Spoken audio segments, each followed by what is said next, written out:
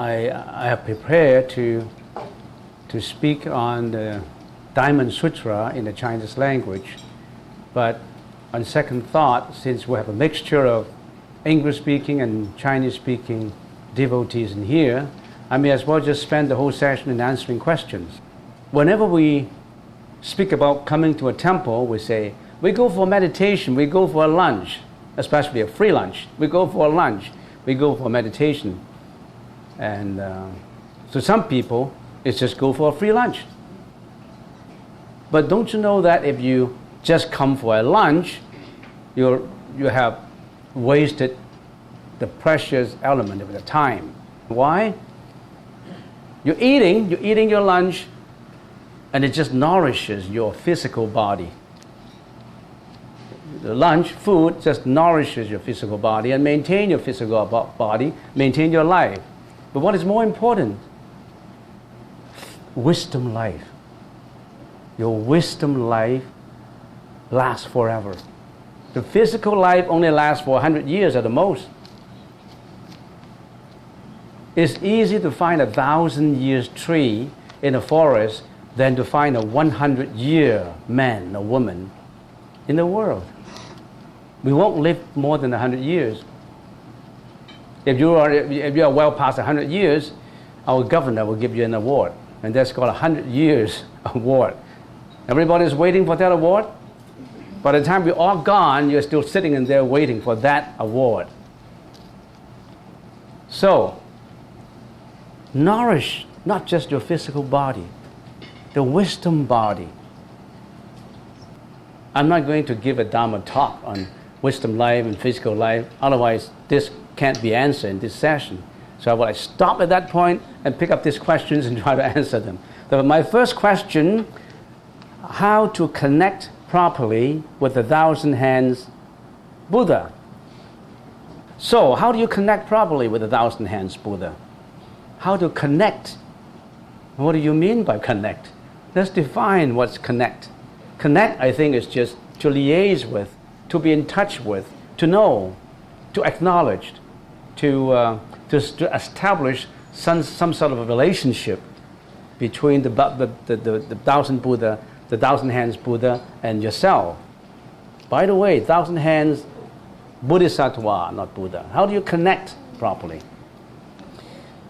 Do you connect with your hands?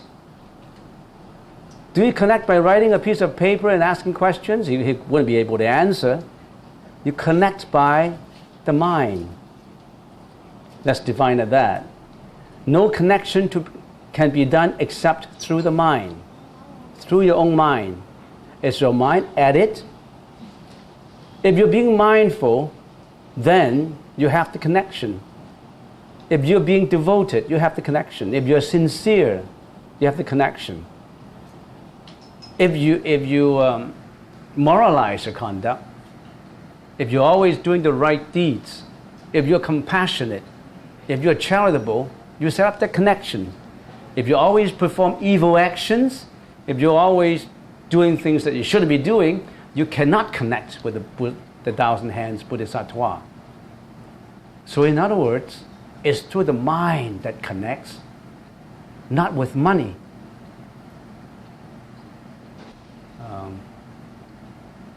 It's not that you donate $100. Now I've done some good things, and this $100 will entitle me to connect to the Bodhisattva. No, it's not the money. It's your mind. But then, how do I use my mind to connect? It's through the mind, but how do you establish your mind in connection with the 1,000 hand Bodhisattva? That's the essence of the whole enlightenment process. You have to learn how to connect through a variety of ways. One of the many ways is, of course, through meditation. But your meditation has to be supported by 3 basic columns, we call it. The 3 columns of Buddhism. What are these 3 basics? If you don't have those 3, you can never connect with the 1,000 hand Bodhisattva. What are these 3? We call it the Vinaya, There's samadhi and prajna in the Sanskrit language. What is Vinaya? You got to have a morality standard. You got to have precepts. Observe your precepts. You abstain from killing, abstain from stealing, abstain from lying, abstain from slandering. First of all, you have to, there's certain things you can do and certain things you can't do.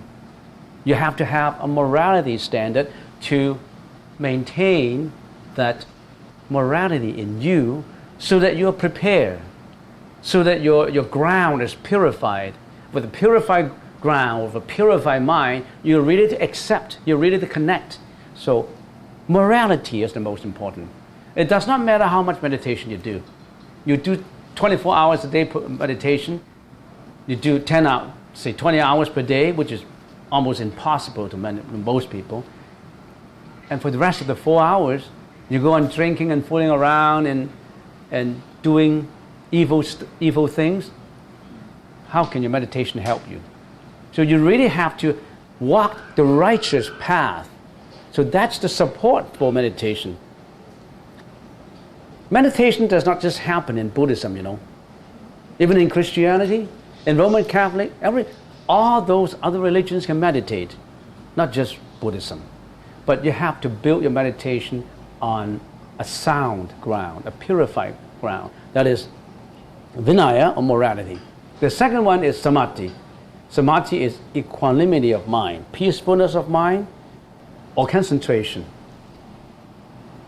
Without concentration, without purity of mind, how can you open your arms for acceptance?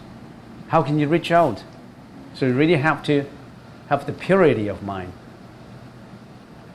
And then the last but not least, you must have wisdom to guide your meditation, to guide your morality. So, that question, I would start with this point, because then somebody would ask, go on further with morality, go on further with wisdom, go on further with samadhi. Then I can't finish it. So you have to use your mind to connect, sharpen yourself, maintain yourself first. Next question. How can Buddhism affect and help to heal the life of homeless people?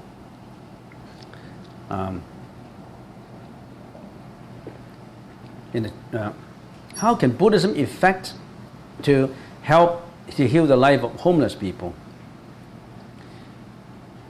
The Buddha tried not just to heal the homeless people. The Buddha tried to heal all sentient beings. Homeless people is just one of the many groups. If we just heal homeless people, how about starving people? How about dying people? How about people who are terminally ill? No, so not just homeless people. We try to help all sentient beings as much as we can based on the conditions given. And the homeless people will be included in one of the categories that we try to help. So how to help, to effect and help homeless people? If you're asking this question, you must have specific thinking about homeless people.